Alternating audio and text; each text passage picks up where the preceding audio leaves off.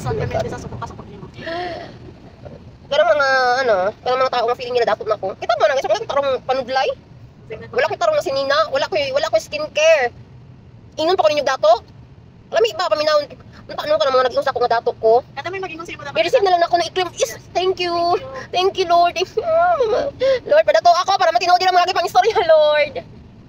Ano na lang? Sa mata sa uban tato ka tapos in reality ka mabuo, gamay na mabuang na siya. Lagi no, anong feeling sa uban ba kay grabe ko kadaghang kwarta nga accessible ako money anytime na kailangan nila. Wala sila kabalo nga. Ang akong wallet gid inawal si sulod. Like coins lang. Coins lang gitong sulod sa akong wallet. Wala gani ko 20 pesos gani na papel. Tapos pagtupan ninyo dato ko. Saman ko mga ako kwarta. Ako nga fam pobre. O sige. Ay, pang dato lang siya taste pero pobre na gud siya. Yeah, pang dato yung lifestyle, pang dato yung taste pero sa tinuod lang. Pobre na gid siya, mao ginay tinuod. Naambot na lang. Kamo daw mag-anubi, kamo daw magsuot sa akong shoe. Ano size? Size 9. Ah! Kaming bae size 9. Apang. Grabe jud kalisod ang kahimtang karon. Sa mga nag-ingon nga dato ko, thank you. Kag gina-declare ninyo nga dato ko.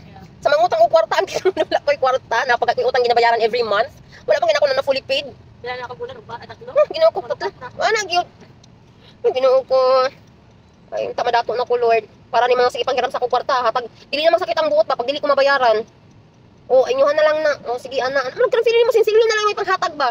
Like mga 5k, 10k, sinsilyo na sa ako inyuhan na na. Pag-uot na sa wallet. Oo. Dili ko gusto madagdagan akong bank account. Ana. Yan po ninyo nga madato ko. Madato pang tanan. Ay, ginoo ko. Wala ko'y business, wala ko'y trabaho. In short, palamunin ra gyud ko sa balay. Ay, ginoo ko. Igo na siya may makakausap. Ano, pag among pagkaon 3 times a day. Oh my God, bagbuga na po. Ang isa anak kay ang jeep, syempre. Awag dito police pool. Kay, syempre, tawag dito na siya police. Kay, dili na ako nasala. Mao gani gina yung give distance.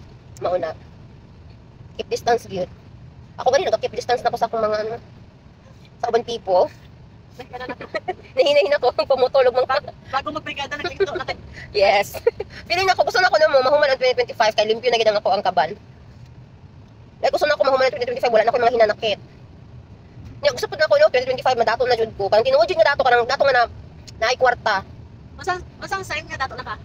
Kaya na ako magpautang nga di kailangan maningin. Hindi mo kung nagapaningin, bisa gamay pilang utang, no? So, na ako magpa-aircon kay tatlo. Ay, syempre, ang aircon, automatic na, di na nato naiingon. Kaya nag-aircon man ta sa balay. It's just that karon nag-budget lang ta sa tong aircon. Di rin ta permanente mag-aircon kay. Mahal ka yung kuryente. Uy, nagtaas ba ang ano, Davao Light? Ilang kuryente na to ka na? Wala ko man giingon basta last time nasa almost 16,000. Angot lang karon. Na usahay pa ang kwarto na namo. Dili, oo.